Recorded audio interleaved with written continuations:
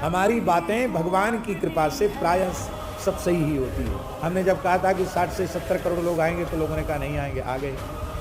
Corona आया उसके मात्र 20-25 दिन पहले, महीना 1.5 महीना पहले हमने कहा था इतना भयंकर समय पूरी दुनिया में आने वाला है। भगवान ने बात सत्य की और आ गया समय।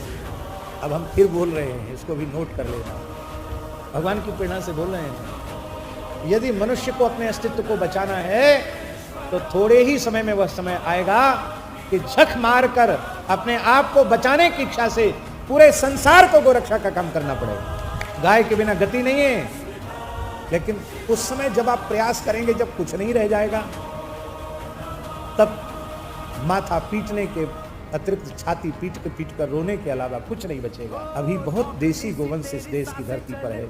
अभी भी आप सजग हो जाइए, सावधान हो जाइए और गोरक्षा के प्रयत्न में लग जाइए।